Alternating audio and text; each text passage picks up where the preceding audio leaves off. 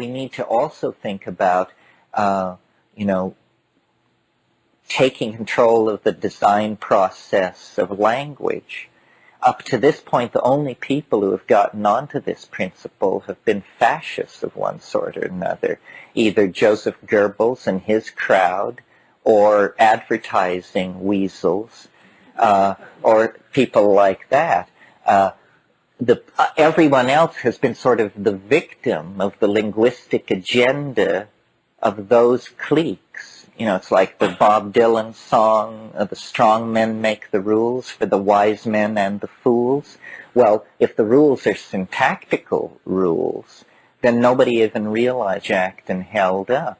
It's just that, you know, you can't think any other way, so why do you have this itch that you can't seem to ever scratch? Well, it's because, you know, it's freedom calling out to you from the unconscious.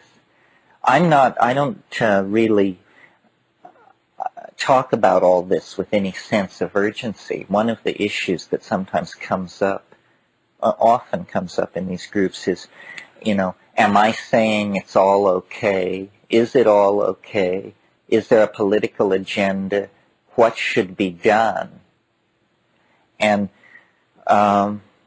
you know, it was Mahatma Gandhi who said, what you do has very little importance, and it's very important that you do it. And I think that's how we have to act. We have to each choose a small area and then act in that limited area with all the existential commitment we can muster, but not with anxiety. You know, anxiety, the Wi-Po Yang, the Chinese Taoist alchemist, said, worry is preposterous. Worry is preposterous. You don't know enough to worry. You know, do liver cells worry? Do skin cells worry? It's just a complete waste of metabolic energy. The better thing is to function well in place and then to wonder. You know, wonder is sort of worry without animal anxiety, but it's living in the light of non-closure. That, you know, we're not going to get this thing wrestled into a box. Not positivism, not Islam, not the Kabbalah, no. All these things are very good tries, nice efforts. We set them on their pedestals in a long row in the Museum of Noetic Good Tries. But it isn't in that. It's in the moment, in the recapturing of direct experience. My publisher in New York, for this new line of books he's bringing out, has coined the battle cry, take back your mind. And I think that's a pretty good way of putting it.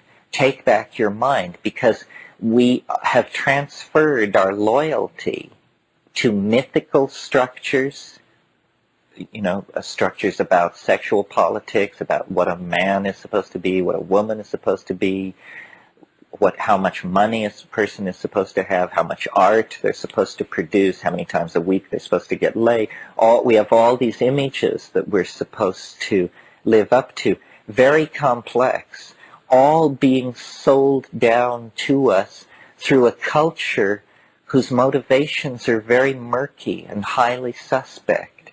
I mean, culture is not your friend.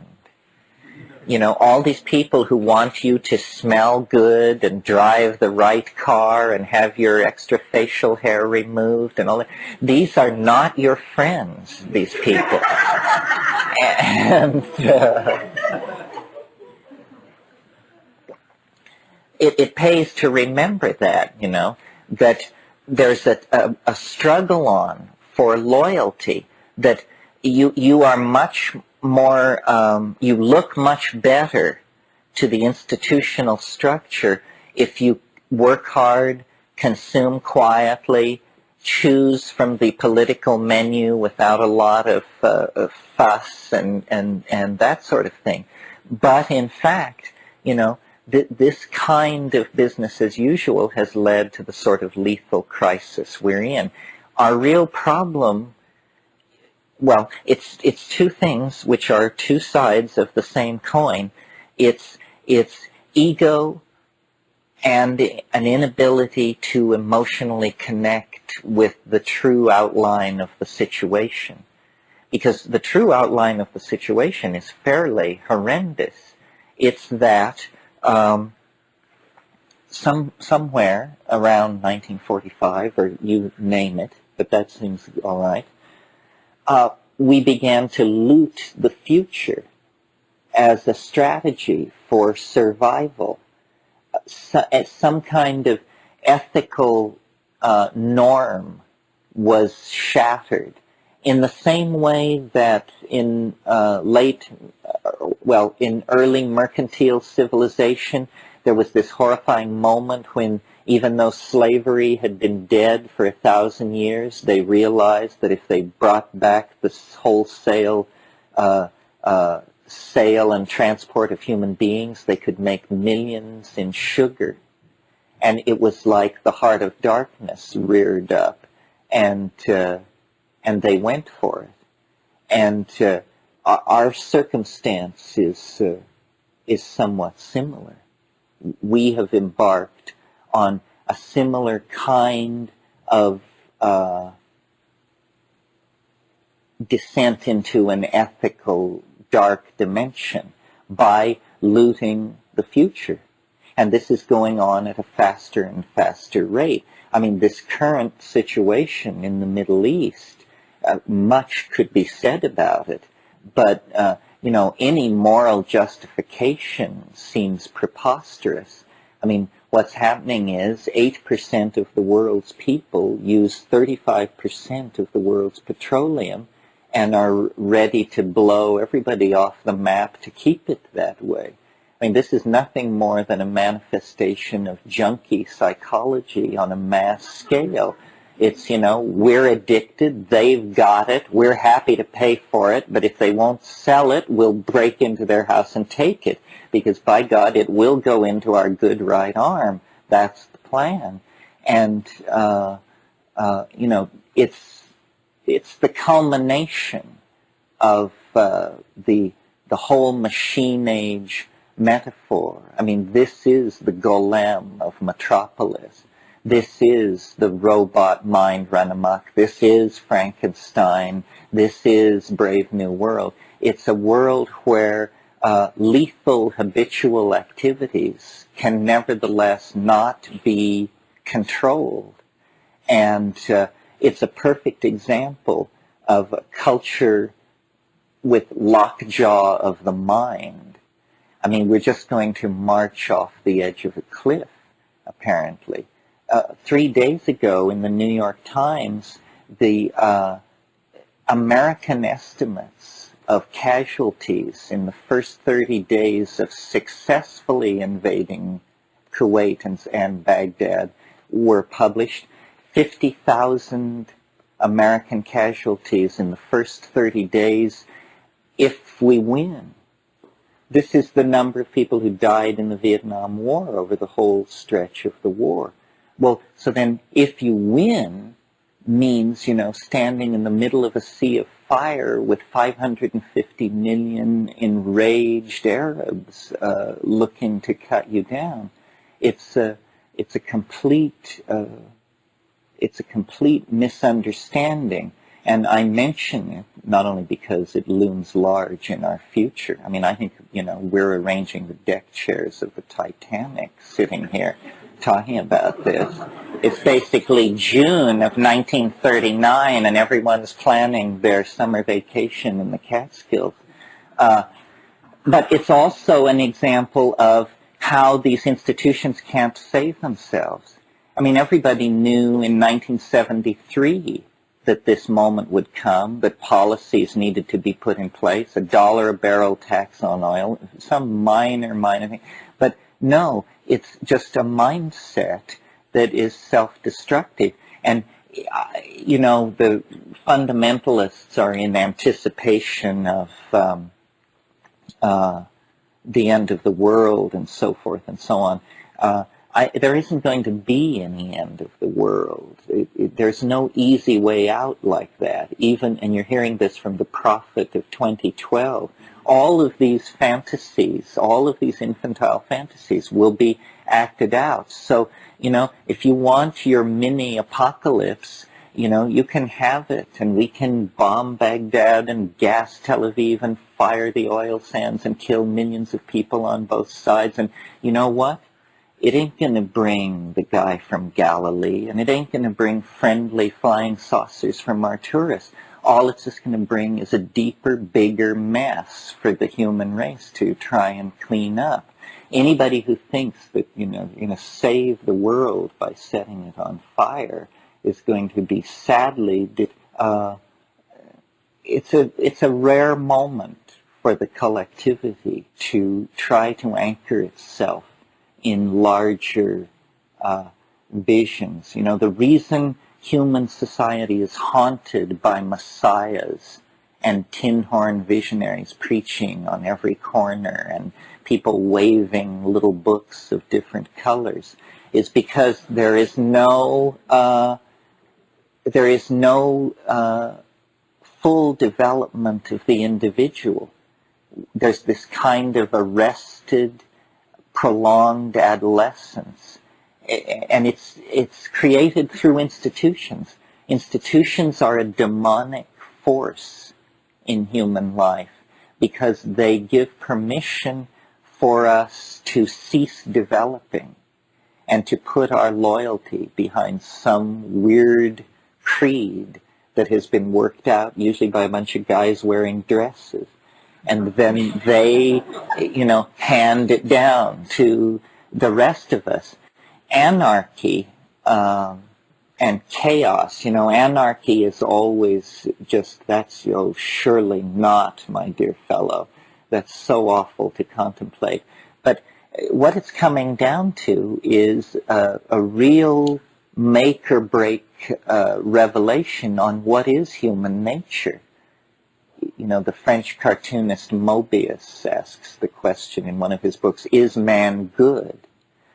And he answers it, sufficiently seasoned and marinated, yes. But, we're actually going to get the chance to answer this question because all barriers to the expression of our will, our vision, our dream is falling away. And, are we some kind of anti-life, sadomasochistic, suicidal contradiction? Or, can we break through the millions of years of primate programming and alpha male hierarchical dominance and so forth to actually uncover the angelic force that we glimpse within ourselves, that we glimpse with high definition? I mean, it's really there. If there is a demon in human nature, there is surely equally an angel of equal power. So then it's just about breaking this free. And I don't think it can happen in the monkey body on the surface of this planet. Somehow there has to be an act of surrender to our own nature, and then concomitant with that, a kind of making of a peace with nature as it is. And I don't know how to envision the future. In the past year, there's been a lot of flack about virtual reality. Does this hold any hope? And, if we think of the virtual reality thing as a wave, 6 months ago I would say it was very up. Now enough people have done it to be disappointed, and a bunch of people are saying, holy shit, you must be kidding. This is going to save us? Because it is hokey and crude and mechanistic and, surrounded by a clique of visionary weirdos with a strange light in their eyes that you probably wouldn't want to leave alone with your chickens. But nevertheless, I count myself one of these people, so... But still, there are some interesting ideas. The thing is, there is going to be some kind of fusion of technology, spirit, and mind. I mean, the drugs of the future will be more like computers. The computers of the future will be much more like drugs. And we're beginning to see this. When you crawl inside a virtual reality rig and discover, that it's taken $200,000 worth of equipment to make you think that you're walking around in an unfurnished office of a third-rate bureaucrat somewhere, it looks pretty grim. But on the other hand, when Henry Ford built his automobile, the main objection people had as to why it would never catch on was there are no roads, and he admitted this was a barrier, but clearly had a grander vision than everybody else he was talking to. Maybe this is where we should sort of lead the discussion and then leave it, because I think this is the toughest issue for groups like this. This is where we sort of divide, and it's not easy to hold it all together.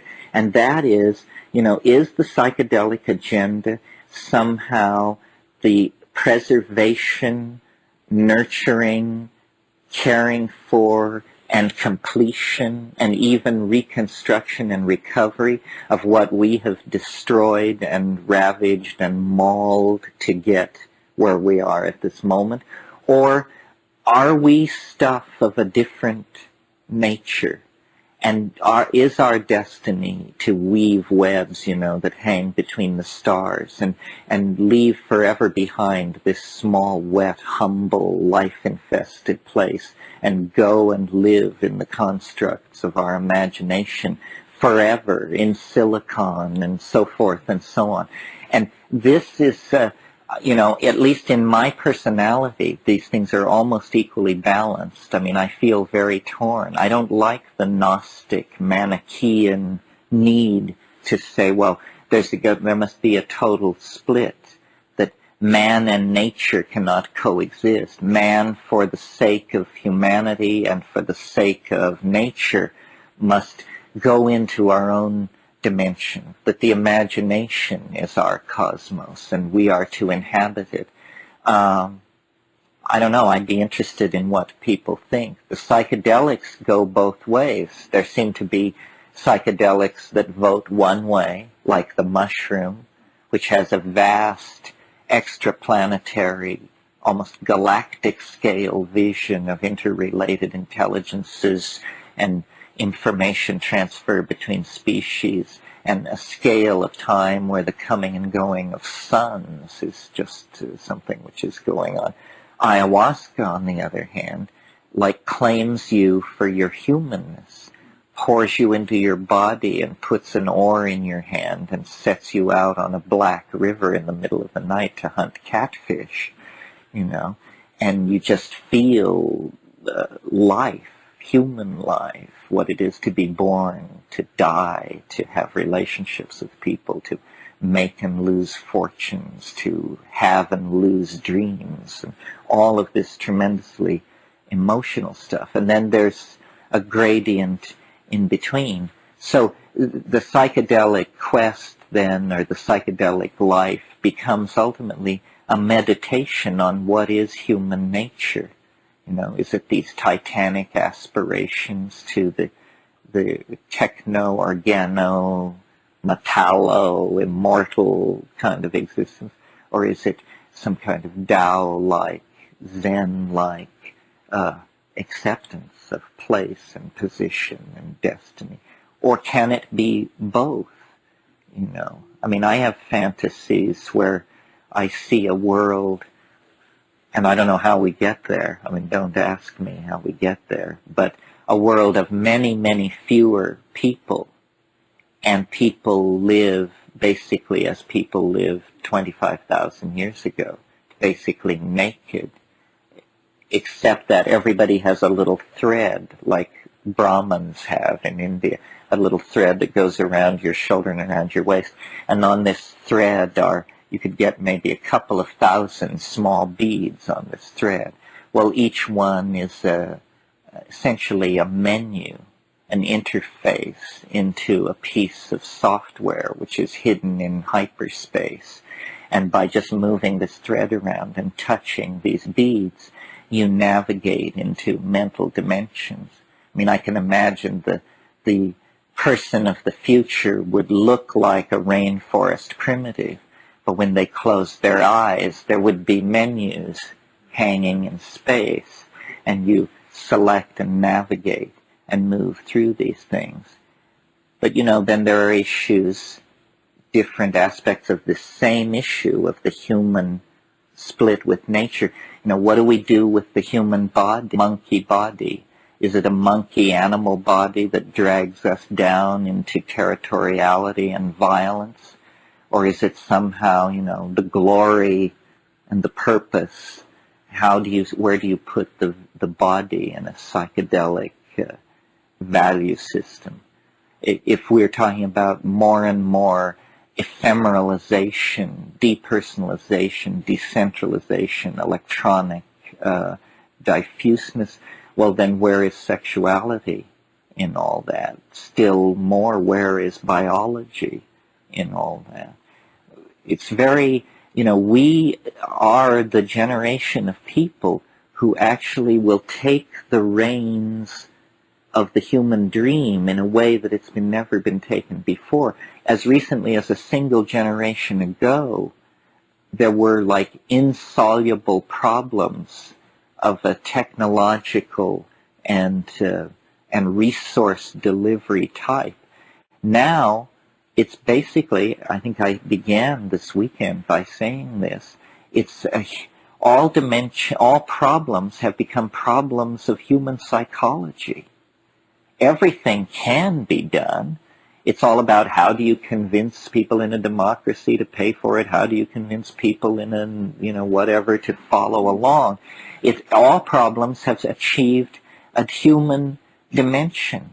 The state of the atmosphere, it's a human problem. The temperature of the ocean, human problem. Everything has to do with changing and re-engineering the human mind. Now, the real barrier to doing this, as I see it, is the cultural momentum of the past, and that's a very nice and sanitized way of saying fundamentalist religion. Fundamentalist religion goes into a tizzy when you start to, they would say, tamper with human nature. This is why drugs, abortion, homosexuality, notice that what these things all have in common is they slightly seek to tweak or define human nature. And, this is extremely unwelcome. But, if we're all God's children, how come we've rigged the earth with dynamite and are, flipping coins to see who gets to set it off? We have been infected with the idea of original sin, and this is part of what keeps us infantile. We actually believe, I think, every single one of us at some level, that we are flawed, unfit, and this is paralyzing because if we start talking about redesigning human nature, people say, oh, wow, this is what Hitler was talking about. As soon as you start redefining human nature, you redefine it worse. The beast returns. It means, we have no faith whatsoever, and we believe, that the given situation is the best of all possible worlds, is what that's saying. And I don't believe that. I agree there have been horrendous misapplications of the wish to redesign human nature. But on the other hand, the style which lets it just develop like an untended, weedy lot has produced a fairly weedy lot of leaders with no great apparent commitment to the salvation of the human race either. What it comes down to is responsibility. Politics without responsibility is fascism. And politics responsibly practiced, is the only other option available. All this goes back to this theme of the primacy of experience, recapturing the primary importance of yourself, first of all, and then your affinity group, the people around you. McLuhan said that this would happen naturally, and from what I see over the past few years, it seems to me this is so, that he called it electronic feudalism, and said that the nation-state would dissolve under the impact of electronic media. His timetable was a little too short. This is really a problem for prophets. But he was perfectly right. I mean, what happened in Tiananmen Square, what happened in Eastern Europe, was entirely the product of information technology just conveying images from the West, dissolved the whole myth of Marxism, which relied on, a false view of reality. The thing is, these images are value neutral. They're corrosive wherever they move. The same forces that destroyed the Communist Party in Eastern Europe will destroy the ruling families of the Arabian Peninsula with equal ease, because what it is it's an anti-oligarchic virus that has gotten loose in the language ocean of the planet. I mean, the thing that happened in Tiananmen Square, you could feel every government on earth heave a sigh of relief when they got that under control, because the nightmare of every government on earth is 1 million peaceable people assembled in the main square of your capital city demanding that you pack up for Switzerland. I mean, that is it. And if it happens in Bucharest, you go. If it happens in Tirana, you go. If it happens in Washington, you go. Nobody says no to 1 million people in the streets. That's what the Shah of Iran found out. I mean, he made a decree that if more than 3 people gathered in any place, they would be shot dead. The next day, 2.5 million people marched screaming beneath his window for his head.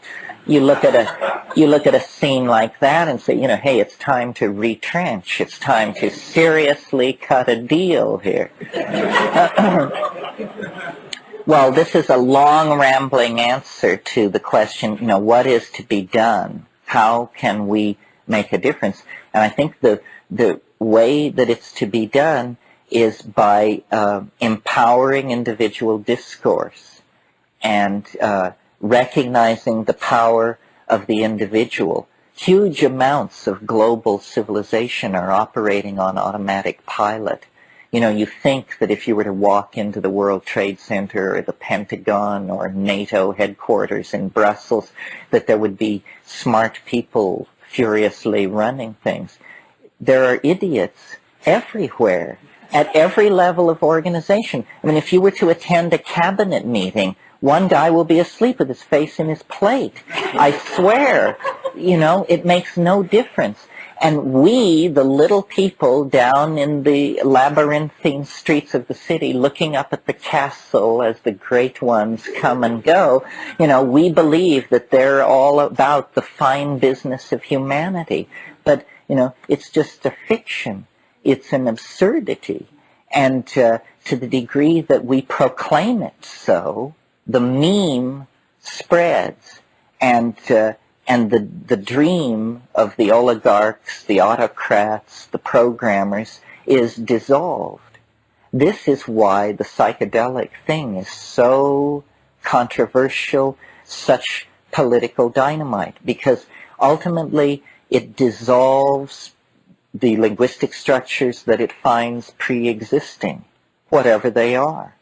I really believe this. I mean, talking to shamans in the Amazon, ultimately, when you get to know them, they will tell you, you think this is easy? You think because I am a Witoto, you think because I wear a gourd on my penis, I'm somehow more able to do this than you are? No, every time I go, I know it may be the last time because it's so hard. It's so challenging to who I am. It always is. I mean, it's a real edge. It's not an edge that you go and map, and then the next time it's not an edge.